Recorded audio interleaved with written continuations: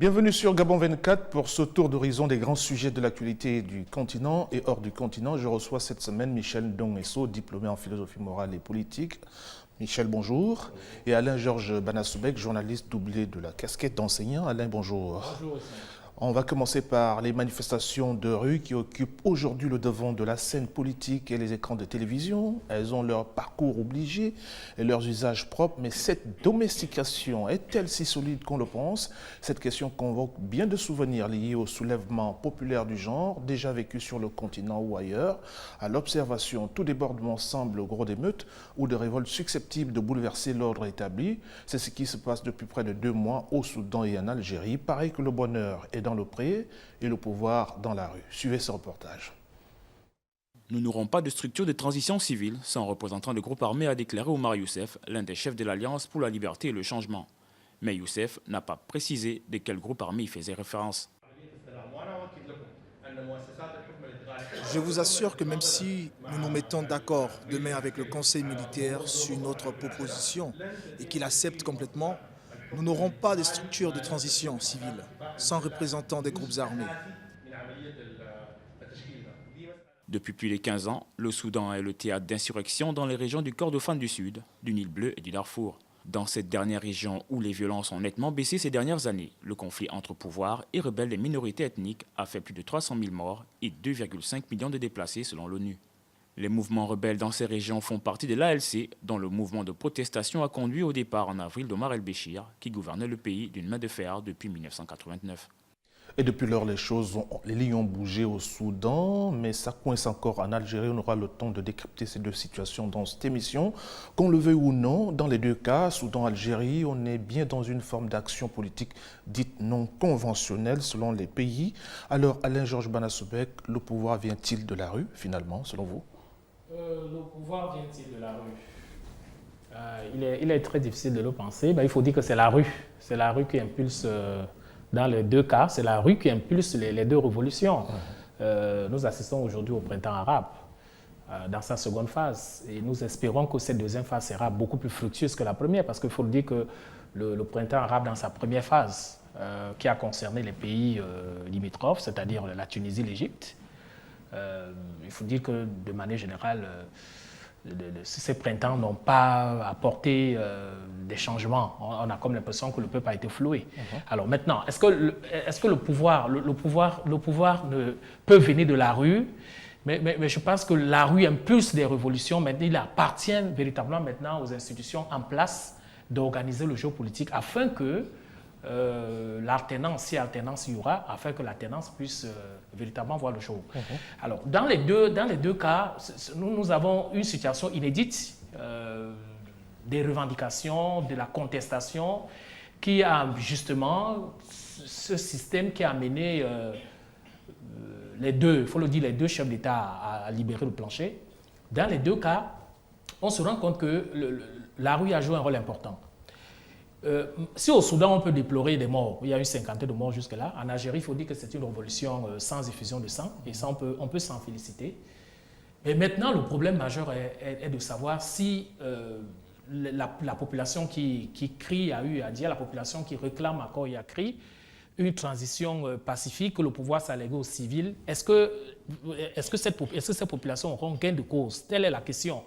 Dans les deux cas, ça paraît plus compliqué. Ça paraît un peu plus clair du côté du Soudan, où nous voyons clairement que la junte au pouvoir peut céder le pouvoir aux civils, mais ce n'est pas très évident, en ce sens que dans le reportage que nous avons suivi, je pense que les responsables politiques sont eux-mêmes conscients du fait qu'il est difficile qu'on ait un gouvernement de transition sans la présence, par exemple, de l'armée. Voilà. Et dans le cas de l'Algérie, ça paraît un peu plus difficile, malgré la purge. Malgré la purge, c'est-à-dire ces personnes assez opulentes, des personnes qui sont arrachées autour de l'ancien président, bien que ces personnes soient aujourd'hui aux arrêts, on ne voit pas clairement, véritablement, si le peuple aura finalement gain de cause. Voilà, la montée ou le recours à ces formes de manifestation a quand même de quoi inquiéter Michel Ndong-Esso et pose un problème dès lors qu'elle court-circuite l'exercice légitime du pouvoir par les gouvernants qui détiennent le mandat du peuple.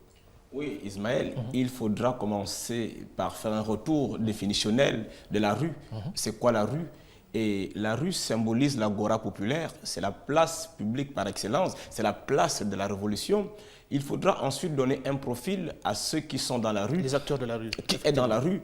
Dans la plupart des cas, ce sont des étudiants, des élèves, ou alors ce sont les corporations des travailleurs à travers leurs représentants, donc les syndicats. Ce sont les corps libéraux, donc les médecins, les enseignants, les avocats. Troisièmement, que revendiquent ces personnes? Traditionnellement, dans le champ de leurs compétences, ce sont des gens qui revendiquent des meilleures conditions de vie. Mais là, nous avons pu observer que leurs revendications sont allées au-delà du cadre professionnel. C'est-à-dire, on revendique un changement politique. Mais comment en est-on arrivé là? Je voudrais quand même faire observer que les rapports entre la rue et la démocratie sont quand même équivoques. C'est vrai que d'une part, on reconnaît que la rue est une des expressions vitales de la démocratie, puisque c'est l'agora publique, et donc c'est d'ailleurs pour lesquels les marches sont nécessairement encadrées. Bon, ce n'est pas vrai dans tous les cas. Mais d'autre part aussi, lorsqu'on arrive à la rue, c'est que, vous le disiez tantôt dans votre intuition, c'est que le fonctionnement normal des institutions a failli.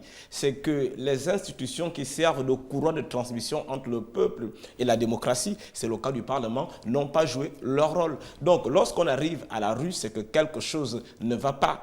Et c'est à ce niveau qu'il faut souhaiter que cette fois-ci, les revendications de la rue aboutissent à quelque chose de plus démocratique. Parce qu'il ne s'agit pas simplement d'un changement d'un homme à la tête du pouvoir, mais il s'agit d'un changement de gouvernance. Donc, ce n'est pas simplement une question d'individu, mais les revendications doivent être au-delà des questions individuelles. Donc, on doit revendiquer un changement de gouvernance pour que les aspirations de la rue soient mieux prises en compte dans la manière de gouverner. Oui, il est tentant d'interpréter ces transformations comme le passage du pouvoir des urnes au passage au pouvoir de la rue. Les électeurs citoyens seraient ainsi en train de perdre du pouvoir au profit des citoyens manifestants. Ça craint, non? Ça craint. On est en train de partir des citoyens, on assiste à une forme de transformation du pouvoir des urnes au pouvoir de la rue. Ça craint pour les jours à venir. Oui, mais le pouvoir de la rue, sauf que le pouvoir de la rue n'a pas cette capacité d'imposer des dirigeants. On est obligé toujours de passer par des processus démocratiques. Parce que quand vous regardez dans les deux cas de figure aujourd'hui, que ce soit en Algérie, que ce soit au Soudan, les gens réclament, tout à l'heure Michel parlait disait qu'on voulait, en fait, les gens aspiraient à un gouvernement, à un autre gouvernement. Mais moi, je dis, en fait, les gens veulent un changement de système. C'est de cela qu'il est question. Mais alors, et on se demande bien, est-ce qu'il est possible, justement, et s'il est possible de faire table rase du passé, est-ce qu'il est vraiment possible qu'on assiste à cet aggiornamento, est-ce que c'est possible que cette révolution soit totale et absolue? Est-ce qu'on n'est pas là dans une forme de, de concept trop idéalisé de la démocratie? Oui, naturellement. C'est un concept un peu trop idéalisé. Mais il faut dire que la rue qui gronde et la rue qui jusque-là a obtenu ce qu'elle voulait, la rue peut aller plus loin. Parce que quand vous regardez dans les deux cas de figure, les gens n'ont pas abdiqué. En Algérie, on vient d'assister au 11e vendredi de manifestation. Au Soudan, la population continue d'assiéger le QG de l'armée. Ça veut dire que les gens veulent véritablement ce changement de système auquel ils aspirent. Mais sauf que, une fois de plus, le peuple risque d'être floué. Pourquoi? Parce qu'en réalité, le peuple rêve. Et c'est là où on peut voir la part de l'utopie. Parce qu'en réalité, changement de système pour système. Parce qu'en fait, la finalité, c'est quoi? Michel l'a dit, c'est que les gens veulent mieux-être. Les gens veulent qu'on assiste à, il faut le dire, à une sorte d'Eldorado désormais. Or, regardons la situation économique des deux pays. Et c'est là où je voudrais en venir. Et c'est là où, à un moment donné, les gens peuvent prendre leur fantasme pour la réalité. Si je prends le cas de l'Algérie, par exemple, c'est un pays qui dépend à 77% du pétrole. Et Bouteflika n'a pas pu faire autre chose, n'a pas pu diversifier l'économie. De sorte qu'aujourd'hui, la chute des coûts du baril impacte immédiatement sur l'économie. De sorte que le chômage est rampant, il est galopant. Et quand vous prenez le cas du Soudan également, c'est quasiment le même cas de figure. N'oublions pas que c'est le pain, c'est l'augmentation du prix du pain qui a mis le feu aux poudres. Et qu'aujourd'hui, on a la monnaie qui est au plus bas. Et on a également l'État qui est amputé de 75% de ses recettes pétrolières qui désormais appartiennent au Soudan Oui, du ce Sud. sont Alors, comment, deux pays dans qui ce ont contexte, des économies sinistrées très les rapidement. économies dans les deux cas sont sinistrées. Donc, on retrouve ici deux profils de citoyens qui revendiquent leurs droits dans la rue. Il y a des citoyens électeurs et citoyens manifestants. Comment s'élaborent toutes ces manifestations? Elles ne sont pas quand même spontanées. Je suis sûr qu'avant, il y a eu un avant, il y a eu un après, et pendant aussi. Comment ça s'élabore? Oui, effectivement, ces revendications ne sont pas spontanées, sauf à insulter la maturité des deux peuples ici en question. Mais je voudrais revenir sur une observation parce que votre question de départ est tellement pertinente. Elle me fait d'ailleurs penser à un écrit que je suis en train de parfaire.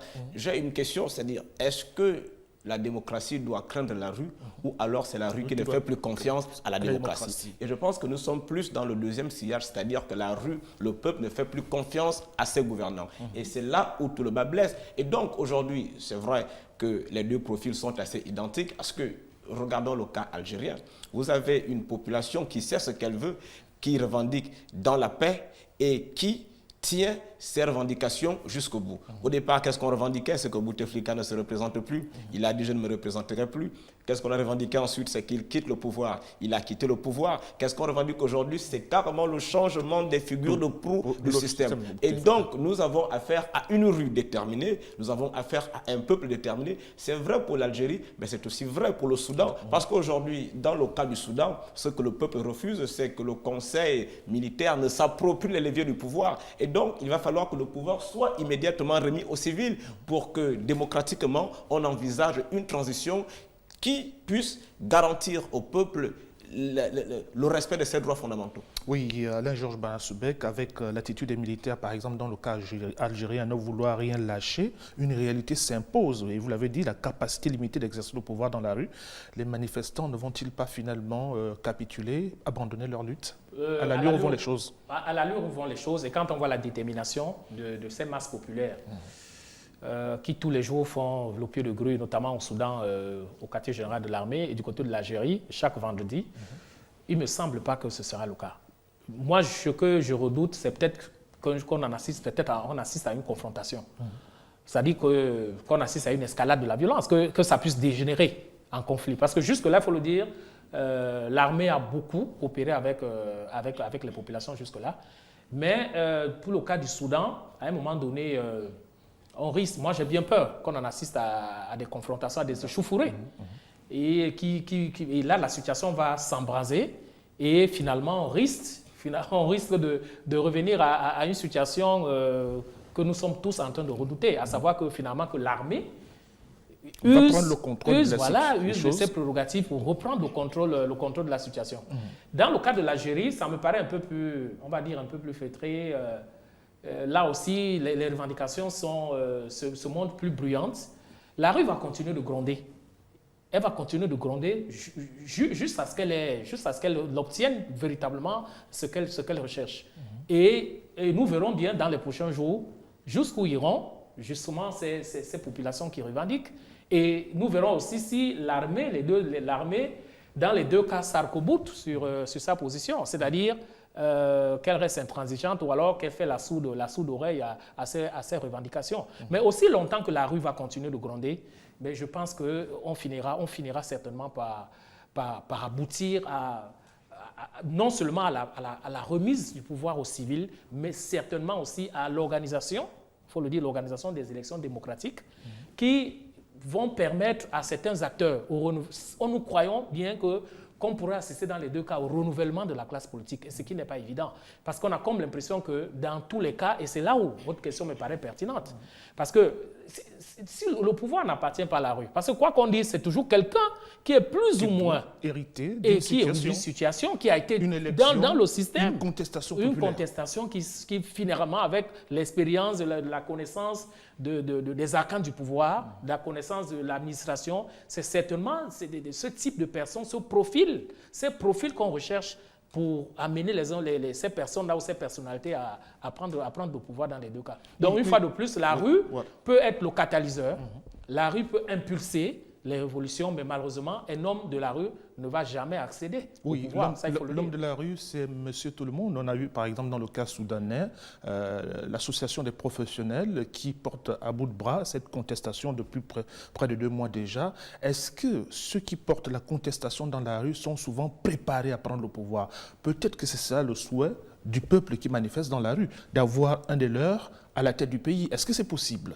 Non, Ismaël, il faut dire que traditionnellement et de façon doctrinale, il n'appartient pas à l'homme de la rue d'exercer le pouvoir. Vous savez, la démocratie a ses règles et nous sommes dans le cadre de démocratie représentative. Ça veut dire que la rue revendique, mais lorsqu'il arrive le moment des élections, la rue se fait représenter. Malheureusement, c'est ce problème de représentativité qui fait défaut. Mais n'imaginons pas un seul instant, Rousseau l'a dit, c'est une illusion que l'homme de la rue accède au pouvoir déjà parce que la rue, quantitativement, on ne peut pas la préciser. Voilà. Donc, faisons confiance à la fortune. Espérons que cette fois-ci, les revendications de la rue parviendront à faire fléchir ceux-là qui seront désignés demain, qu'il s'agisse des hommes, peut-être que c'est cela votre question, issus du sérail de la rue, qu'il s'agisse effectivement des hommes issus de l'entourage des anciens chefs de l'État. Mais je pense que le peuple est quand même méfiant. Le peuple est d'autant plus méfiant dans le cas algérien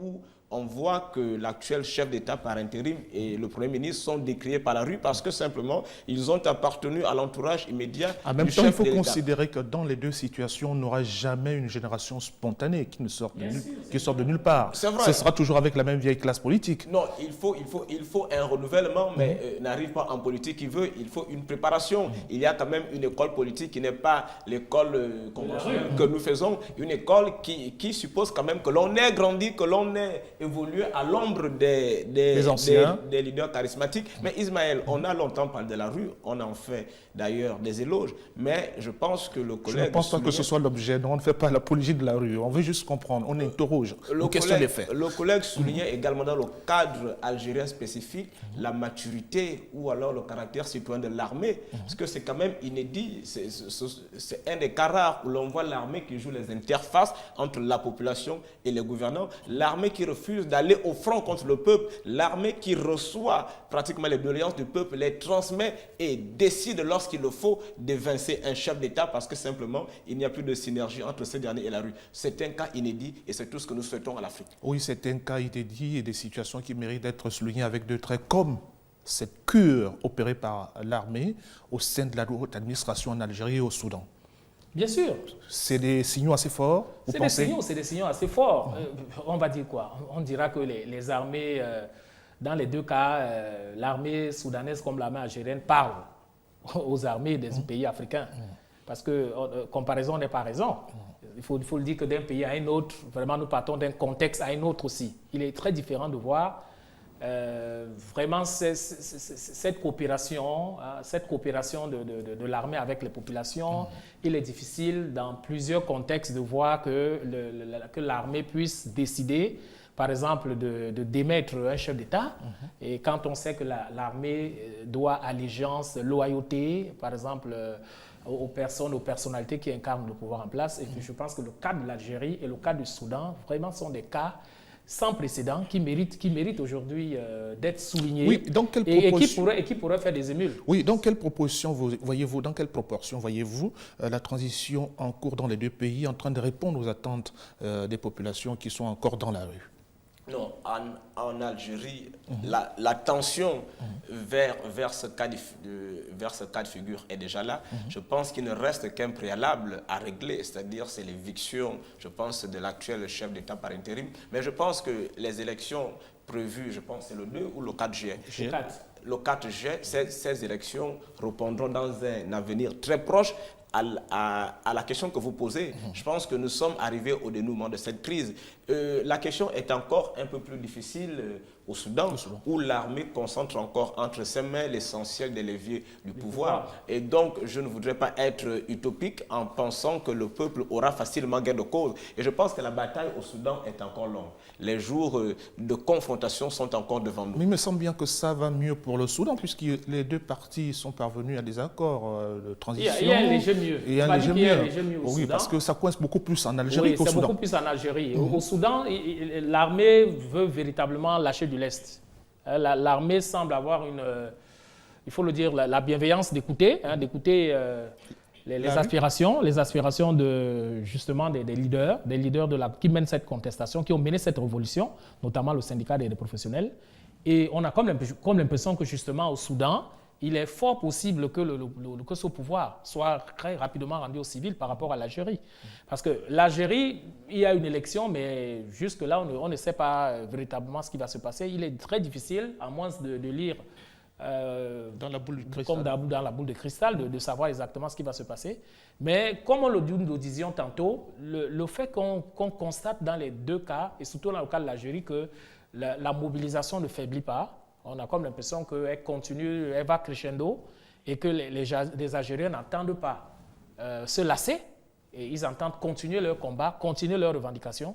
Je crois que certainement à la fin, les populations finiront par avoir gain de cause. Oui, dans cette situation algérienne, est-ce que, par exemple, une trop grande contestation ou si elle reste, elle est maintenue dans la durée, ne risque pas de nous imposer un fusible qui rendrait caduque une élection? Michel Domesso. Ismaël, pour rebondir, et suivant les mots du chef d'état-major des armées, Ahmed Gaïd Salah, je pense que ce qui coince en Algérie, soyons sérieux, c'est juste la revendication de trop. Parce que l'armée a déjà fait un gros effort. L'armée a déjà tenu, s'est déjà engagée à respecter les dates prévues par la Constitution, les dates d'une élection présidentielle anticipée.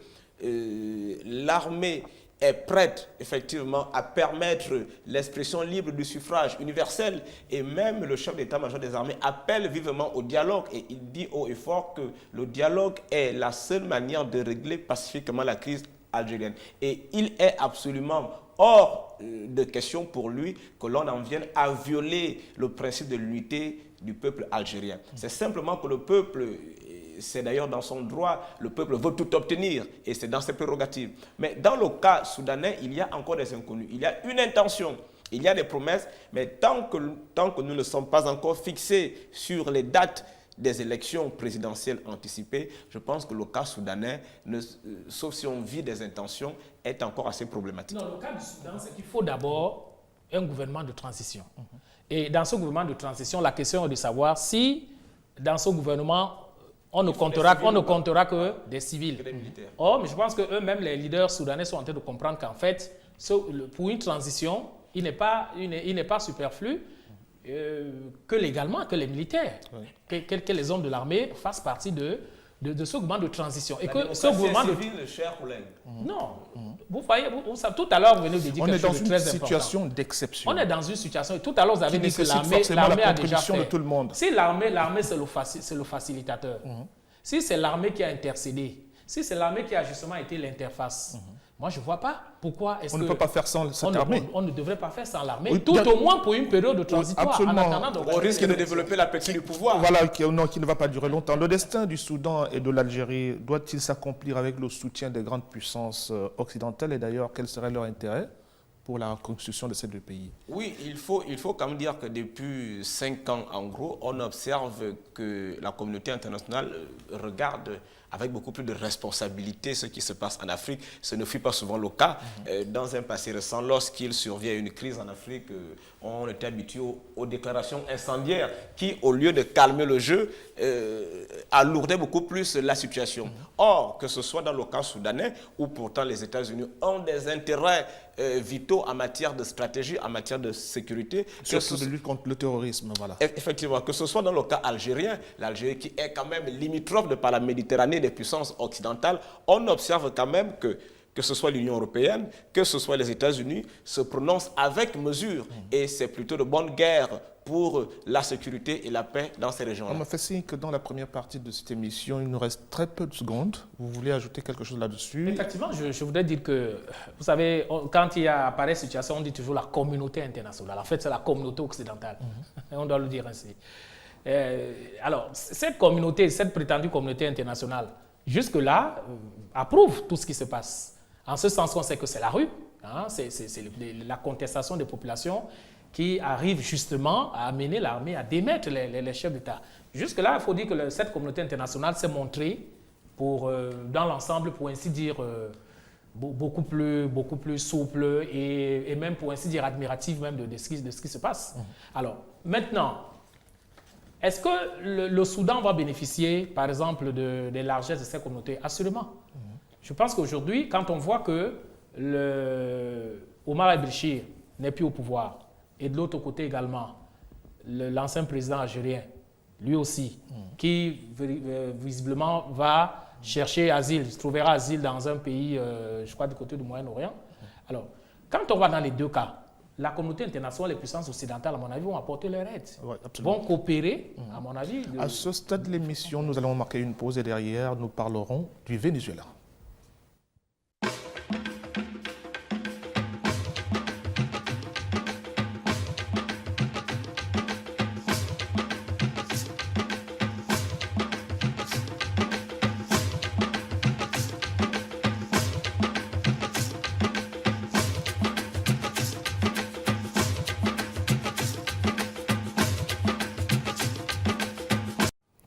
Deuxième partie de cette émission, toujours en compagnie de nos deux invités, Alain-Georges Banasoubek et Michel Ndong-Essour.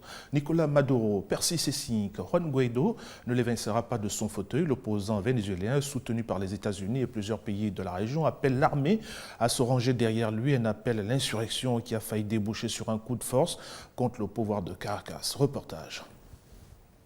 Le chef de file de l'opposition vénézuélienne, Juan Guaido, a appelé ses participants à descendre dans la rue ce mardi, jusqu'à obtenir la chute du président Nicolas Maduro, assurant qu'il n'y avait plus de retour en arrière. C'est le moment, les 24 États du pays se sont engagés sur le même chemin. Il n'y a plus de retour en arrière, l'avenir nous appartient. Le peuple et l'armée unis pour mettre fin à l'usurpation, a déclaré Juan Guaido sur Twitter. Lors de ces manifestations aux allures d'une tentative de coup d'État, des heurts ont éclaté entre des policiers et des manifestants qui avaient répondu à l'appel de Juan Guaido à sortir dans les rues pour soutenir les militaires qui, quelques heures plus tard, sont eux aussi entrés en rébellion contre le président Nicolas Maduro dans le quartier d'Altamira. Apparemment, certains militaires ont répondu à l'appel du président Guaido, mais d'autres continuent à tirer depuis la base militaire de Carlota. Et nous sommes ici en train d'attendre et d'aider comme nous pouvons.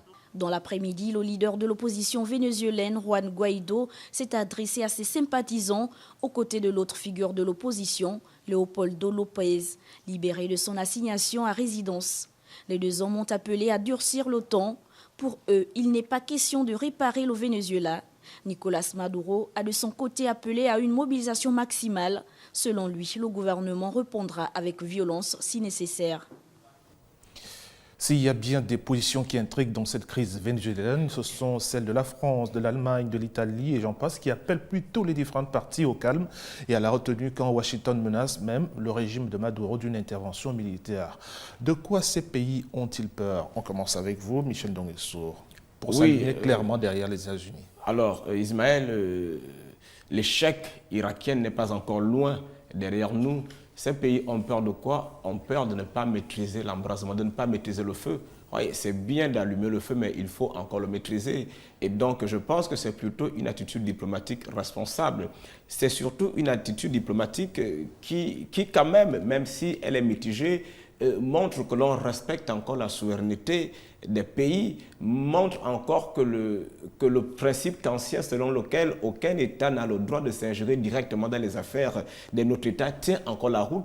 Et donc, c'est une attitude qui se situe entre le respect, entre griffes, de la souveraineté du Venezuela et la peur de ne pas pouvoir maîtriser l'incendie. Parce que c'est bien le discours de Donald Trump qui veut tout de suite régler le cas Maduro à travers une option militaire, effectivement, et claire, selon ses propres mots. Bon, mais nous savons aussi que Maduro a le soutien de la Russie, qui nous fournira certainement les armes. On aura le temps d'en parler. Et justement, comment interprétez-vous cette sortie des États-Unis et l'attitude de certains pays européens qui refusent de parler le même langage que les États-Unis? Vous savez, en diplomatie, entre ce qu'on dit clairement et ce qu'on appelle le souterrain, le underground, souvent un fossé. Et nous savons tous qu'aujourd'hui, quand vous regardez bien la scène des relations internationales, il y a les États-Unis et ses alliés. Les États-Unis ont des alliés traditionnels dans le cadre de l'OTAN. Aujourd'hui, si la France et les autres pays comme a dit Michel, je pense que ces pays, ces puissances occidentales se montrent mesurées et ne veulent pas clairement montrer à l'opinion internationale, par exemple, qu'ils soutiennent la position américaine, c'est-à-dire de pouvoir débarquer Maduro et d'installer le jeune Juan Guaido. Il y a le respect de la souveraineté et à demi-mot même du bout des lèvres aussi, on peut le dire, sans condamner aussi clairement le coup de force. Est-ce que vous pensez que les États-Unis vont franchir le Rubicon? Non, les États-Unis ne vont pas franchir le Rubicon. Je crois qu'il vous souvient que je disais que nous sommes aujourd'hui, ce qu'on appelle l'unilatéralisme aujourd'hui est en train de, il faut le dire, en train de faiblir, en train de disparaître. Et je pense que comme ça a été le cas en Syrie, maintenant que Maduro a le soutien clair de la Russie, parce qu'il vous souvient que Trump, en début de semaine, a eu une conversation avec Poutine, même s'il s'est réjoui de cette conversation. Alors, il ne peut pas se réjouir du moment où la Russie a clairement dit à Maduro de ne pas quitter, à Nicolas Maduro de ne pas quitter le pays. Alors que pour Trump, pour les Américains, il est question simplement que le Juan Guaido prenne le pouvoir. Et voilà pourquoi, militairement, les États-Unis sont prêts à aller justement débarquer Maduro de pouvoir. Donc, ce que je veux dire, c'est quoi? C'est que si l'unilatéralisme est en train de disparaître, ça veut dire que le cas du Venezuela risque encore d'être, à mon avis, un cas de guerre froide, la guerre froide d'une certaine manière. Oui, donc la Russie ne va pas se laisser faire comme en Syrie, et vous verrez que les États-Unis ne vont pas... Mais tout ceci ne nous renseigne pas un peu pourquoi les États-Unis en veulent tant à Maduro.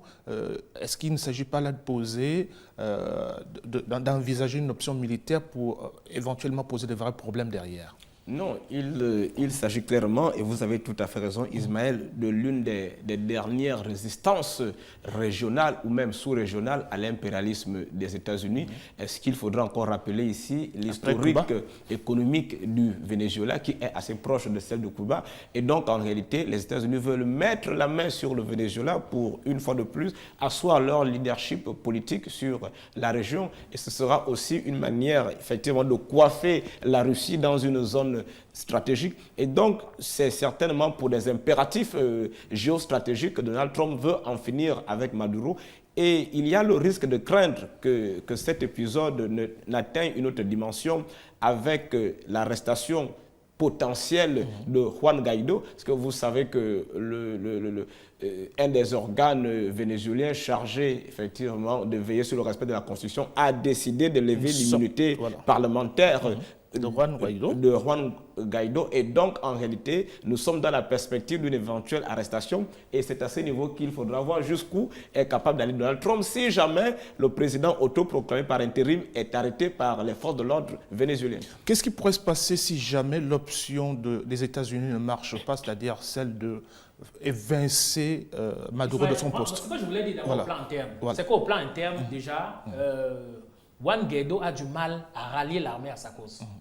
Parce qu'il faut dire, il y a quelques militaires qui ont rallié son camp, mais au plan interne déjà, c'est vrai que le chef des renseignements a rallié son camp, mais de manière générale, au sein de l'armée, et c'est ce qui était attendu. On attendait que l'armée accepte définitivement de rallier le camp Guaido pour démettre Nicolas Maduro. Apparemment, donc, son appel n'est pas entendu jusqu'à là. Non, l'appel n'est pas entendu. Au plan interne même, il y a déjà des contestations. Et le fait que, vous savez, dans ces pays latino-américains, vous voyez que l'influence des États-Unis est très mal vue, n'est pas appréciée du tout. Alors le simple fait que ce soit aujourd'hui une autorité publique, qu'on sache que les États-Unis sont par exemple derrière Juan Guaido, au sein même de l'armée, au sein de la population, beaucoup ne l'acceptent pas. Et aujourd'hui, avec l'intervention claire non seulement des États-Unis, et surtout de la Russie, mais il ne sera pas évident. Les États-Unis ne pourront pas, parce qu'il y a désormais, pour ainsi dire, la Russie constitue un front, et un front derrière Maduro. Et pour les États-Unis, c'est aller affronter Maduro, ça veut dire qu'en fait, c'est pour ainsi dire déclarer la guerre à la Russie. Voilà. Et à mon avis, on va continuer d'observer. Maintenant, est-ce que Guaido sera... Jusque-là, je pense que Maduro a été, à mon avis, il a été très fin. Maduro qui a déjoué un coup d'État de son rival, puis a failli même fuir vers Cuba avant d'être vite déconseillé par Moscou. Finalement, va-t-on vers le scénario syrien où on a tout essayé contre Bachar al-Assad sans jamais avoir sa tête? Non, il faut mettre assez d'eau d'ailleurs dans le verre du confrère. Vous savez, il y a quand même un paramètre qui va compliquer sérieusement la tâche à Maduro et à son allié russe, c'est que la situation économique ne lui permet pas, dans un avenir moyen, d'avoir l'armée sous sa botte.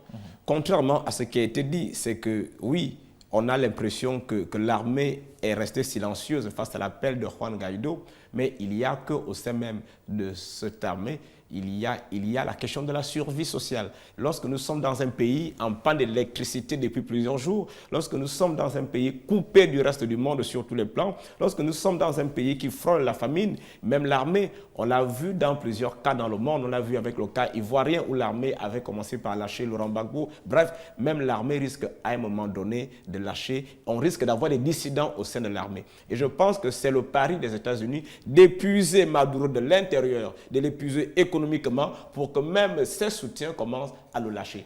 Et l'équation est d'autant plus sérieuse que la Russie n'a pas les moyens économiques de soutenir le régime. Parce que c'est aussi ça la réalité des États-Unis. Mais est-ce que les États-Unis le feront? Est-ce que les États-Unis vont apporter leur soutien? Oui, mais jusqu'à quand Maduro va-t-il refuser que l'aide internationale pénètre le Venezuela, alors même que les populations en ont besoin? C'est aussi ça l'équation. Non, l'équation oui, est, donc à quoi sert stratégique. À quoi sert donc le soutien de la Russie au Venezuela, par exemple? À quoi sert le soutien de la Russie? Mais le soutien de la Russie s'impose. Il va être juste militaire? Non, il va être militaire et puis c'est un soutien dissuasif. C'est un soutien dissuasif, ça il faut le dire.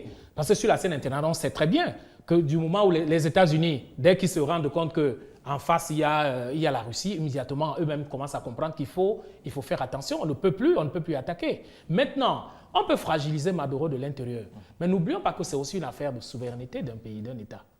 Et à ce niveau, les États-Unis, sur le plan stratégique, ils veulent certainement donner l'impression que Maduro est lâché de l'intérieur par exemple par son armée, histoire pour éviter une intervention directe, par exemple, qui serait un peu trop flagrante aux yeux des Américains.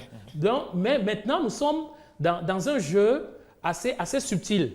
Maintenant, la Russie, ce qui est sûr, c'est que du moment où la Russie a dit à Nicolas Maduro de ne pas quitter le territoire, ça veut dire que la Russie est certainement prête à soutenir.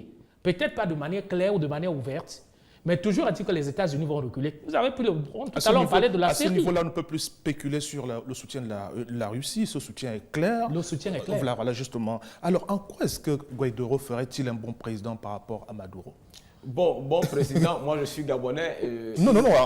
Il ne sera jamais un bon président pour moi. Non.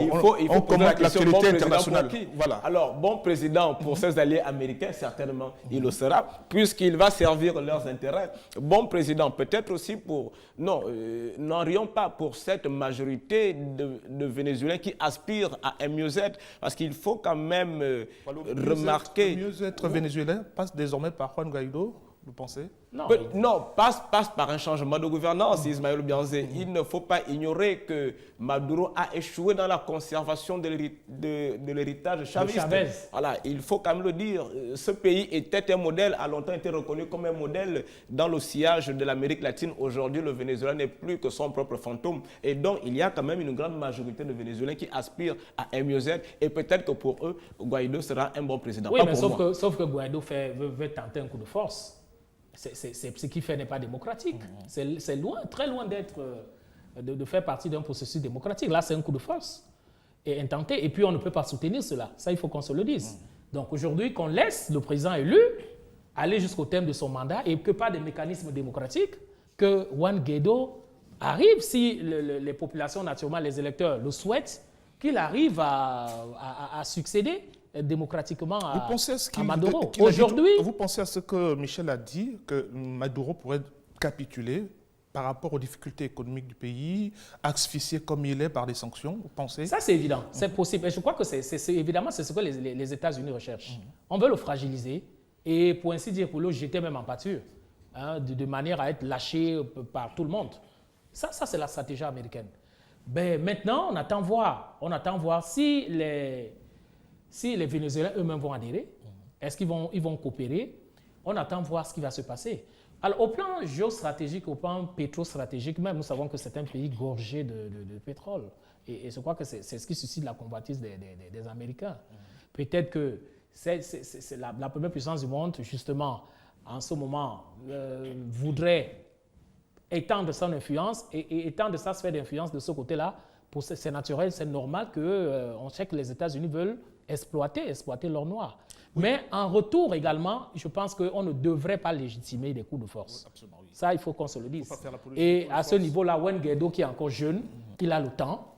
Et s'il est même un pion américain, à mon avis, il faut qu'il attende à la fin du mandat pour aspirer à avoir le suffrage des Vénézuéliens. Michel Ndonguesso, la Libye est en lambeaux, le Yémen n'existe plus que de nom, la Syrie se bat contre les forces, contre Daesh, et les États-Unis n'arrivent pas à s'imposer dans ce pays. Pourquoi? Comment on peut le comprendre? Bon, est-ce que les États-Unis ne parviennent pas à s'imposer ou alors les États-Unis ne sont pas, surtout avec l'avènement de Trump à la tête de l'État, ne sont plus enclins à agir de toute leur force? Parce qu'il faut quand même dire que depuis que Trump est arrivé, on n'assiste plus à la même énergie internationale des États-Unis, c'est-à-dire que... Celle-là qui va se déployer au Venezuela dans quelques jours. Le Venezuela est quand même dans le précaré américain, contrairement à la Syrie qui se situe à des années-lumière. Enfin, c'est une manière de parler. Oui, bon, mais est-ce qu'il faut voir cela comme un échec, Ismaël? Attention, ou alors comme une tension vers le respect des souverainetés, parce que le débat parfois il se situe à ce niveau. Lorsque les États-Unis décident d'agir par la violence, comme ce fut le cas en Irak, on crie à la violation de la souveraineté. Lorsque Donald Trump dit, bon écoutez, mon pays doit s'occuper de ces questions internes et donc je ne regarde plus forcément ce qui se passe en Syrie, on croit que les États-Unis sont faibles. Il faut bien savoir ce que l'on recherche. Moi je pense que la posture actuelle des relations internationales, c'est tant vers le respect des souverainetés. Voilà. Oui, cette lecture croisée des situations que vous faites doit respecter certaines considérations. Je ne suis pas sûr que les situations soient les mêmes, selon qu'on parle de la Syrie, de la Libye ou du Venezuela. Que pensez-vous du fait que les États-Unis aujourd'hui ne parviennent pas à régler certaines crises internationales?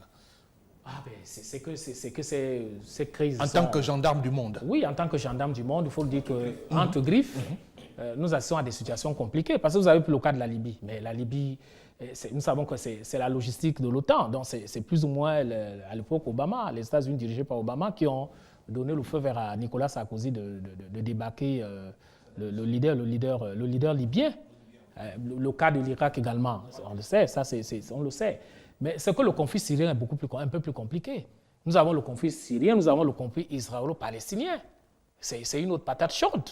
C'est une autre patate chaude que Trump a héritée. Et là, c'est difficile. Et encore que, dernièrement, vous voyez que Trump s'est prononcé clairement en faveur de l'allié naturel des États-Unis, c'est-à-dire Israël, en disant que Jérusalem, désormais, doit être considérée comme étant, par exemple, la capitale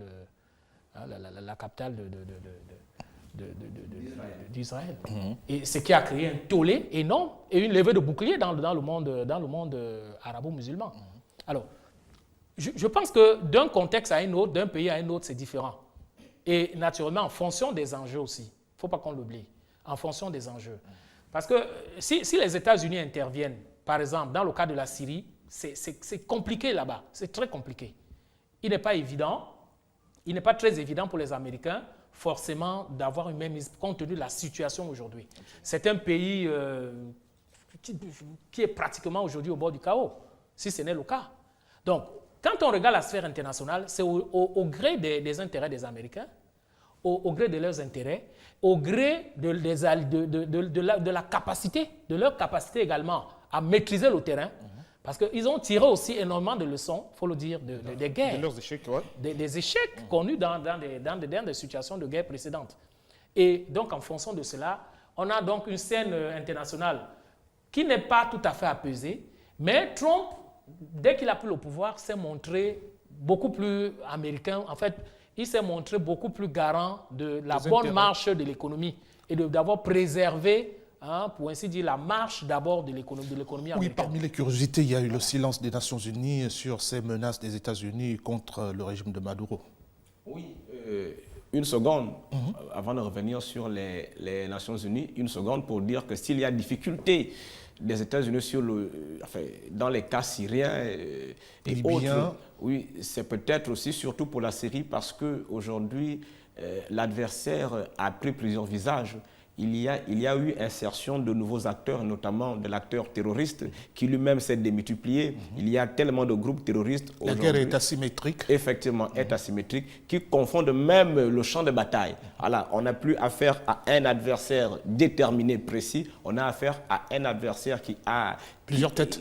Effectivement, qui a plusieurs têtes. Et donc, bon, mais écoutez, s'il faille encore parler des Nations Unies que certains qualifient de machin, simplement que sa paralysie est à regarder du point de vue même du manque de consensus des puissances qui constituent son Conseil de sécurité.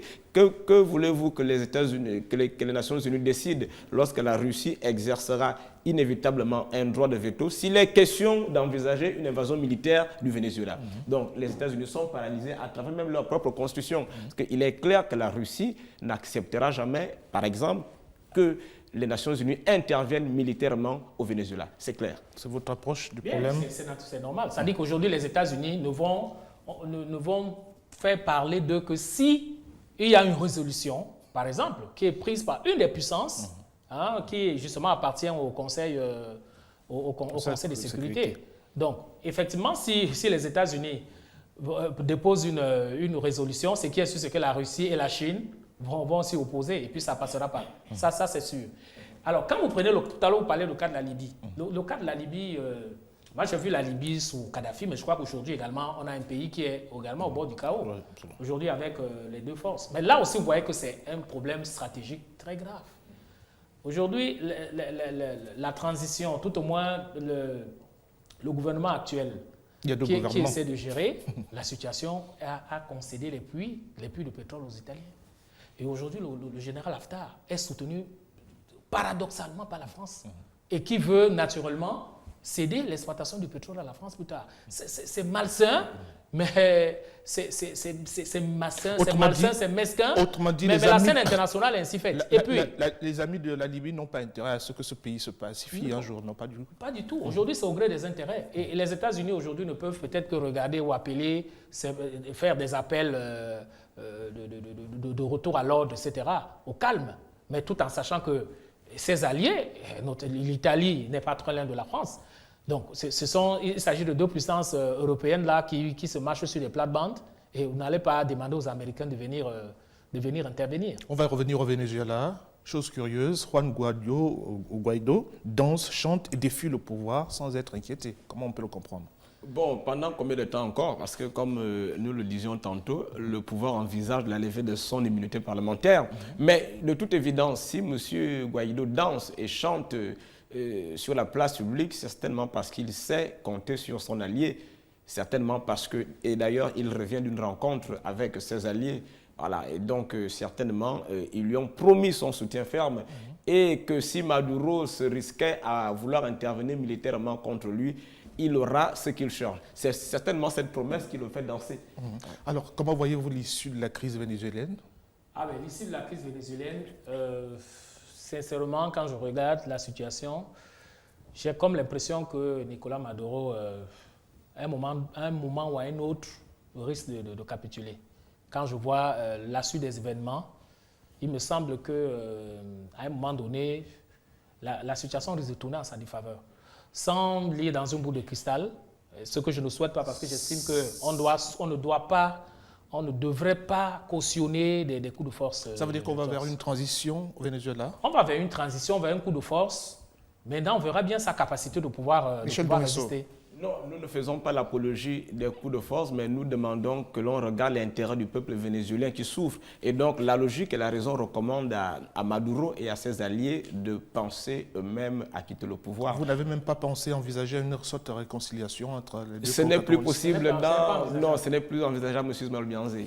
À l'état actuel des confrontations, oui, mais sauf que Juan Guaido aussi ne va pas changer la situation comme par un coup de baguette magique. Ça, il faut qu'on se le dise aussi. Peut-être parce il ne faut pas qu'il vende le rêve aussi aux Vénézuéliens. Il a le soutien de la communauté internationale des États-Unis qui pourront lui donner beaucoup d'argent, par exemple. Oui, merci à vous deux d'avoir accepté. Vous savez que les organisations internationales ne font pas dans l'humanitaire. Oui, aussi. Merci à vous deux d'avoir accepté notre invitation. À très vite sur Gabon 24. Ainsi, c'est la fin de cette émission.